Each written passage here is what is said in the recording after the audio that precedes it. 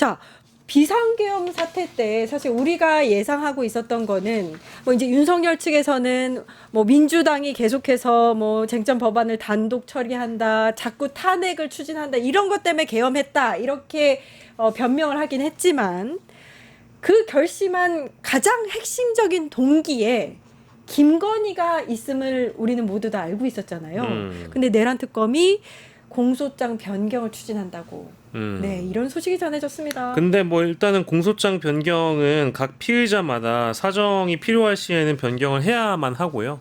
또 변경이 필요한 뭐 이제 뭐 당위성이 있겠죠. 근데 중요한 거는 이제 방금 말씀 주신 대로 특검팀이 출범한 이후에 이제 수사를 하다 보니까 김건희가 실제 계엄 동기가 됐을 가능성을 알 수 있는 여러 사실관계들이나 수사 내용들이 좀 드러났다라는 거 아니겠습니까? 이제 이런 것들을 공소장에 담기 위해서 변경을 한다라는 얘기인데 일단 이 배경을 보면은 3특검이 다 공조를 하고 있는 상황이고요. 그러니까 김건희 특검 쪽에서 수사를 하다 보면 뭐 통신 기록이라든지 여러 자료들을 떼다 보면은 이게 이제 내란과 연결될 수 있는 정황들이 있다라고 하면 내란 특검 쪽에도 넘겨줄 수 있는 거기 때문에 3특검이 공조 체제 하에 있어서 여러 정보들을 교류하고 실제 증거나 증언들을 함께 교류하고 있는 상황이기 때문에 이게 가능할 거라고 보고요.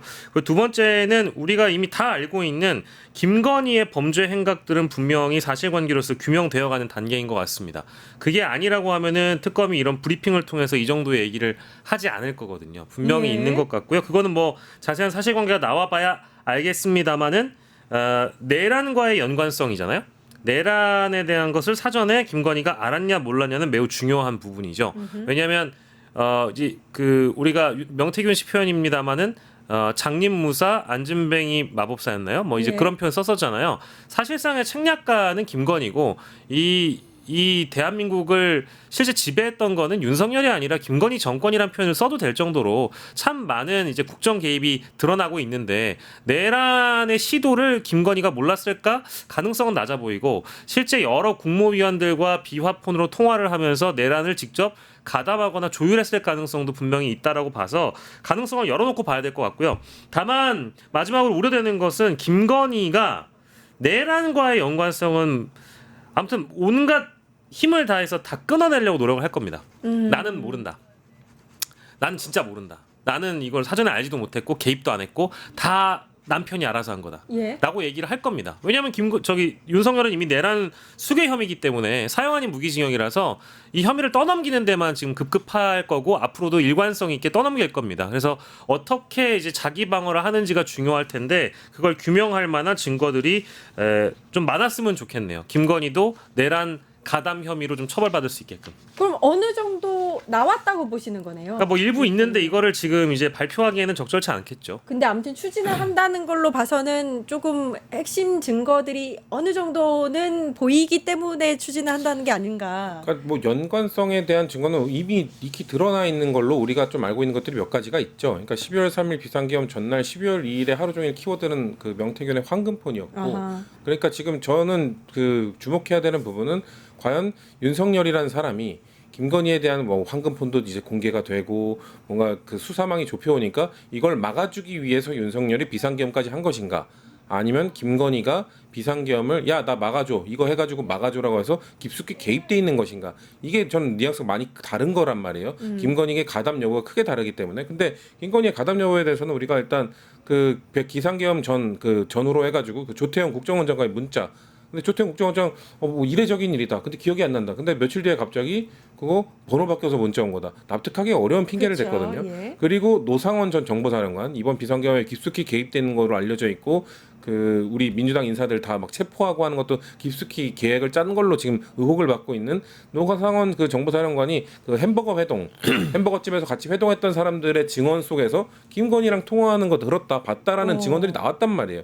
이미 이 계엄과 관련된 중요 임무 종사자들과 우두머리 사이에 김건희라는 단어가 이미 깊숙이 들어가 있어요. 그래서 저는 우리가 이렇게 또 언론을 통해 알고 있는 정보가 이 정도면 특검은 아마 추가적으로 말씀하신 거 에디터님께서 말씀하신 것처럼 지금 언론에 공개 못할 정도의 추가적인 증거가 확보가 됐기 때문에 공소장 변경이나 이런 것들을 굳이 브리핑을 통해서 밝힌 게 아닌가 좀 그렇게 보는 거죠. 근데 이게 만약에 이걸 특검이 증명을 해내면 왜 중요하냐면 이게 윤석열이 그렇게 주장하는 야당 입법 폭거에 대항하기 위해서 계엄을 추진을 했다. 계엄을 선포를 했다. 이 주장이 먹히지 않는 거예요. 이제부터. 그죠? 당연하죠. 예. 뭐 이거는 윤석열 측 주장이고요. 예, 윤석열이 계속 이 비상 계엄을 자신의 권한이라고 주장하기 위한 하나의 축으로서 야당이 입법 폭거를 통해서 행정을 마비시켰다라고 이제 주장을 하고 싶은 거거든요. 근데 이제 김건희가 실제 어떤 계엄의 동기가 된다라고 한다면 뭐 이런 주장도 이제 무색해지는 거 아니겠습니까? 일단 공소장 변경이 어떻게 되는지 확인을 해봐야 될 것 같고 내란 특검에서 특정 시기를 정해서 김건희를 강제 인치하에 수사를 하게 된다라고 하면 그때부터가 김건희에 대한 조사가 이루어지는 시기이다 보니까 그건 좀 기다려봐야 될 것 같습니다. 근데 이거 야당 입법 폭거 이거는 이미 저는 헌법재판소에서 헌재에서, 이미 그쵸? 기각시켰잖아요. 예, 예. 그러니까 그때 예산안 통과시킨 것과 법안들 내용인데 예산안에 대해서 헌재가 아주 가볍게 얘기를 했죠. 아주 가볍게 깨버렸습니다. 야 25년 예산안이잖아. 근데 24년에 너 계엄했잖아. 25년 예산안 야당이 그래 그 다수의 힘으로 밀어서 통과시켰다 쳐. 근데 아직 12월인데 한 달 동안 25년 예산안에 대한 수정할 기간이 있는데 또 그거 계엄을 해? 이거 말이 안 돼. 그래 국회도 야당도 그렇게 밀어붙인 거 잘못됐다고 분명 야당 민주당도 지적을 했습니다만 그래도 비상계엄은 안 돼. 그거는 국민의 신의를 저버리는 행위야라고 헌법재판소가 이미 판결을 내렸기 때문에 이미 윤석열 측이 주장하고 있는 주장은 저는 사법부도 받아들이기 어려울 거라고 봅니다. 이게 그렇군요. 추가적인 증거가 될 수 있겠죠. 예. 근데 이제 댓글에도 나오고 있는데요. 내란 혐의에 김건희를 빼놓을 수 없다는 의견이 많습니다. 내란 특검이 잘 캐치를 좀 해놨으면 그런 하는 마음입니다. 자, 이렇게 사랑 때문에 불법 계엄까지 선포했는데 윤석열은 김건희는 영치금을 50만 원 달랑 보냈대요. 50만 원.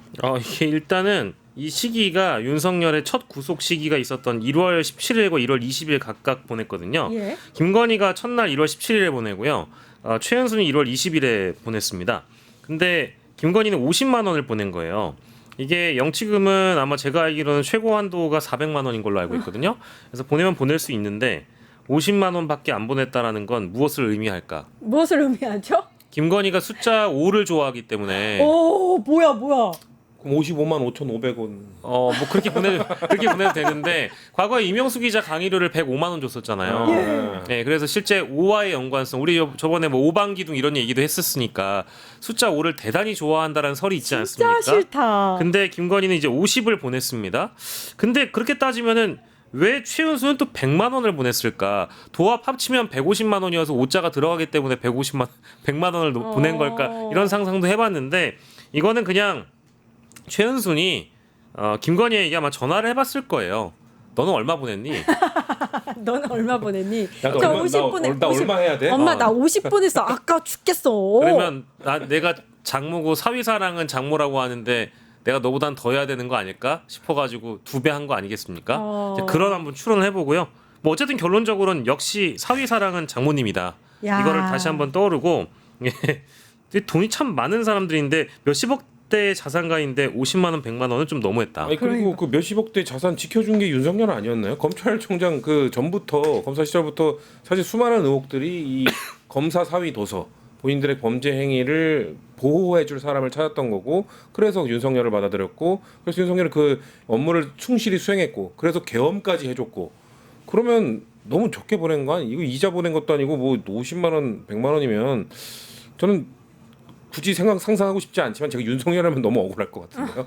아니 그러니까 아내랑 그 장모님한테는 총 도합 150만 원 받아놓고 이제 일반인들한테 모은 영치금이 3억 원이 넘는다는 거잖아요. 이걸 또 개인 계좌로 다 이제 외부로 유출을 해서 본인 치료비, 변호사비로 이걸 다 썼다고 하고 이거 무슨 앵벌이 하는 것도 아니고 구치소에서 재산이 느는 경우는 처음인 것 같아요. 이게 뭐 사실은 그렇다고 해서 불법이냐라고 할 수는 없고 이제 그 한도 넘는 금액 이외의 것들은 다 외부 계좌로 이체가 가능하다고는 하는데 그 얘기가 변호사비하고 치료비라고 얘기가 나와 있잖아요. 예. 근데 치료비는 제가 알기로는 윤석열이 구속된 이후에 병원을 왔다 갔다 했던 케이스가 두어 번밖에 없는 걸로 제가 알고 있거든요. 첫 번째는 그 국군병원이었고 두 예. 번째가 이제 관내에 있었던 한림대 성심병원이었던 걸로 제가 기억을 하는데 치료비 그거 뭐 검사해봐야 많이 나오지 않을 것 같은데 어쨌든 몇만 원 수준이었겠죠. 예, 계속 예. 이제 어쨌든 송금해가지고 썼다라고 하고 이 내용 자체가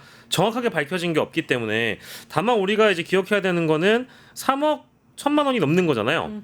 근데 이게 따지고 보면 이 윤석열 이 영치금 계좌를 공개한 거는 제가 알기로는 김계리 변호사 쪽이었나요? 맞아요. 윤석열 변호인 측에서 이 계좌를 공개해서 실제 윤석열 대통령님을 구하자 뭐 이런 슬로건 달아놓고 모금을 하는 걸로 알고 있어요.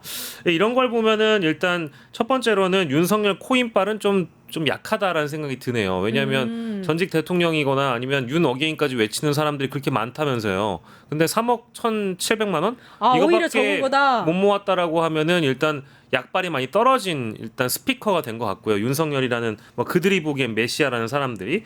그리고 두 번째는 이 3억 1천만 원이 넘는 금액을 모금하는 방식을 보면 일단 기획은 뭐 김계리, 전환길, 뭐 고성국, 손연보, 전광훈 이런 사람들이 잘 기획을 했고 역시 이 서울구치소라는 공간은 윤석열에겐 작은 스튜디오에 불과하구나.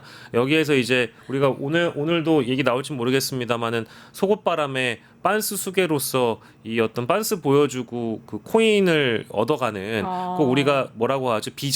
네, 아프리카 BJ가 된 거 뭐, 아니냐. 예, 구치소 내 BJ가 윤석열이고 밖에서 돈 버는 놈들은 따로 있는 거잖아요. 이제 이런 걸 봤을 때는 네. 어떤 하나의 어떤 수익 카르텔이 지금 되어가고 있구나. 수익 카르텔이다. 근데 하지만 3억 1천만 원은 너무 적다. 예. 예, 윤석열이라는 스피커는 이제 인기가 없는 사람이 됐네요. 계속 이렇게 모으는 거를 그러면은 막을 수 있는 방법은 없다는 말씀이시잖아요. 없는 것 같아요. 그리고 뭐 고성국 뭐 전환길 이런 유튜버들 그래요. 뭐 그것도 전 비판 받아 마땅하다고 보는데 김계리 같은 경우는 본인은 윤석열 변호사잖아요. 네. 그럼 변호사 비용을 혹시 못 받았을 수도 있고. 못 그러면- 받았다고 하더라고요. 그러니까 변호사 비용 받으려고 계좌를 일부러 올렸다가 막 약간 논란되니까 또 바로 그거 지웠잖아요.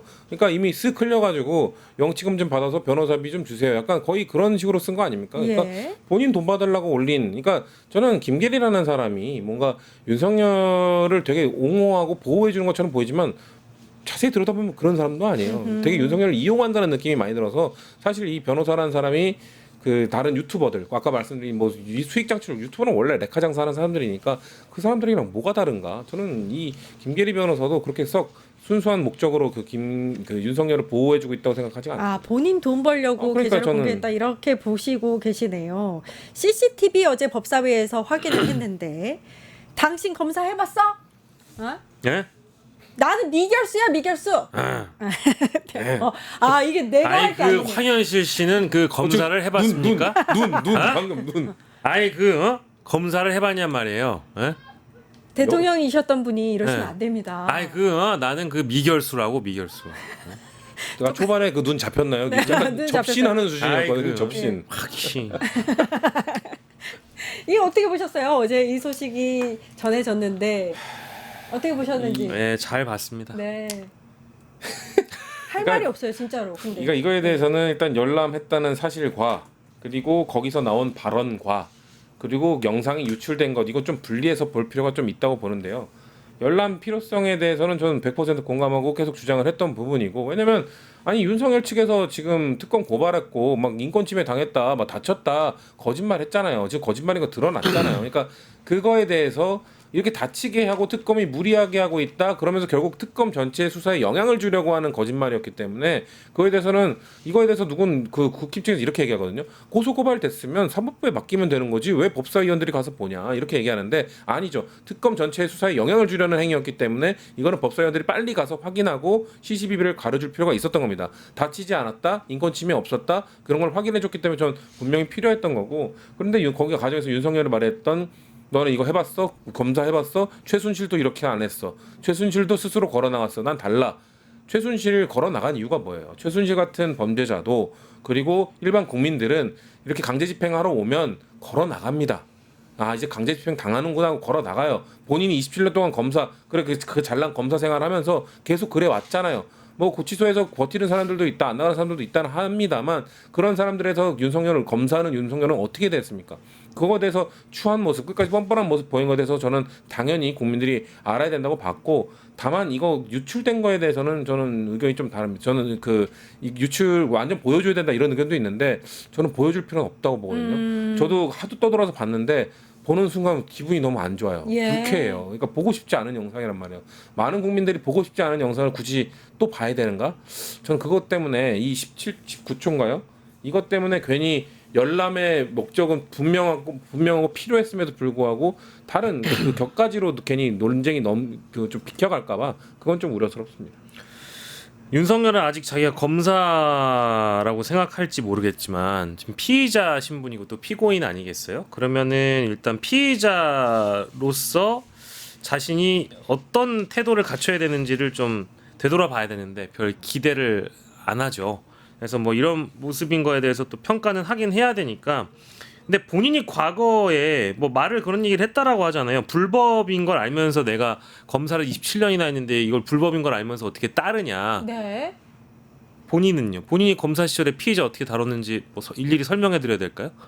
어떻게 다룬지 다 아는데 이 검사 윤석열이 피의자를 다루는 방식이라는 게 정말 눈물 쏙 빼놓고 심지어 뭐 어떤 분의 책에 담겨 있는 내용입니다만은 신모 교수 말로는 뭐 진짜 오줌 지릴 정도로 다그친다는 거 아닙니까?